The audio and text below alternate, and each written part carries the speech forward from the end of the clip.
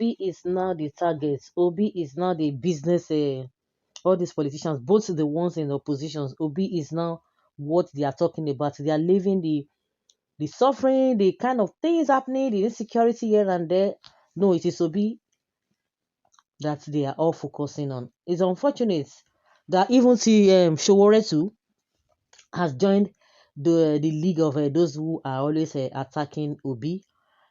Peter Obi went to Rome to plead with Tinubu over Fidelity Bank's 225 billion debt, not for Papa inauguration. Really? Contrary to claims suggesting otherwise, former Labour Party presidential candidate Peter Obi's recent visit to Rome was not a ceremonial religious trip but a high-stakes political move aimed at saving Fidelity Bank from financial collapse. So, if that is the truth, that Rome that Tinubu went, that he will be so busy. How many days is he going to stay there? That is where you will now think that Tinubu will not have the time to discuss with him. Okay. So you cannot arrange the meeting with him in Nigeria. Sources familiar with the matter told Sahara reporters that Obi, a former chairman of Fidelity Bank in the early 2000s, who still holds a significant stake in the institution, traveled to the Vatican to meet President Bola Tinubu over the bank's looming 225 billion judgment debt. So that Tinubu will do what? I don't understand. The debt arose from a long-running legal battle with Ibadan-based Setcom Concept Limited. A recent Supreme Court decisions upheld earlier rulings that held Fidelity Bank jointly and severally liable, alongside construction firm G. Kappa PLC for massive construction firm special damages tied to rental income losses on a luxury Ikoyi property. With daily compounded interest at 19.5% per annum, the debt has ballooned to $139.3 million, equivalent to 224.4.5 billion naira as of May 2025. According to insiders, Obi had earlier attempted to build consensus on the issue by meeting key Nigerian political figures, including Lagos State Governor Babajide Sanwo-Olu, the Ooni of Ife, Oba Adeyeye Enitan Ogunwusi, and former Ekiti State Governors Ayodele Fayose and Kayode Fayemi. Fayemi eventually agreed to accompany Obi to Rome in a last-ditch effort to arrange an interface with President Tinubu.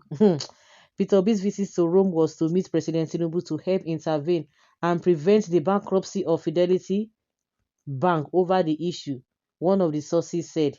Prior to visiting Rome to meet President Tinubu, Peter Obi had met Lagos Governor Babajide Sanwo-Olu, the Ooni of Ife, former Ekiti Governor Ayodele Fayose, and eventually former Ekiti Governor Kayode Fayemi, who accompanied him to Rome to solve the problem. So, for as many of you that are hearing this, that is just the summary of the whole thing. They said many things there.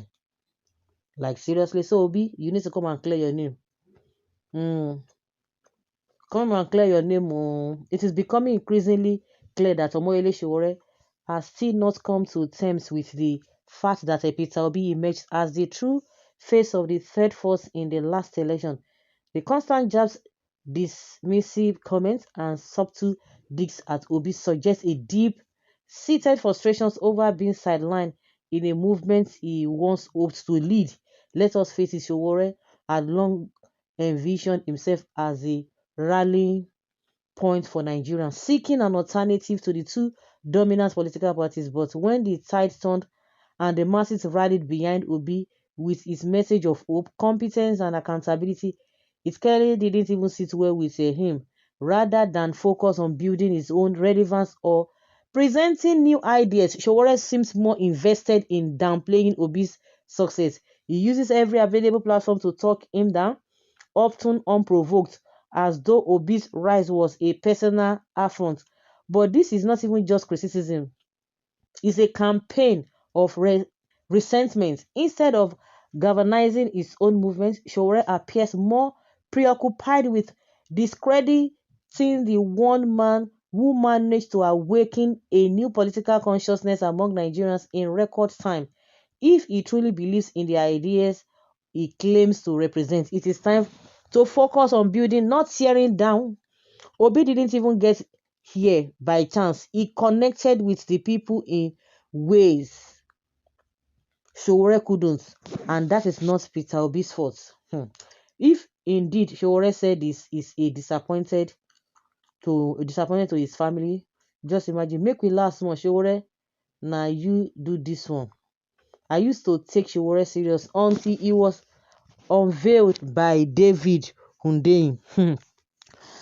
Oh God, you now wow. It's getting clearer now. I hope you all can see that Sowore really what Sowore really wants. Let us just even give the award to Sowore as the most senior opposition leader. David Udeyi was actually right that Sowore is secretly used by APC. Make una hold Sowore o. Now madness they come. So both Sowore and Deji are on the same page with Reno. Just that Reno came out with his full chest, while the other two weary are hiding under activism. I have said it before and I will say it again. Sowore is a comedian.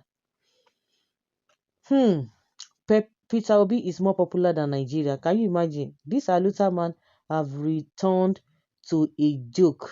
Loriro. Fake. This is Sowore. And is this still journalism? This is envy from Sowore. Don't they make the man sound like a fool? Brown envelope journalism. He go meet Tinubu. Well, we would love to hear Peter Obi side of the story on this matter.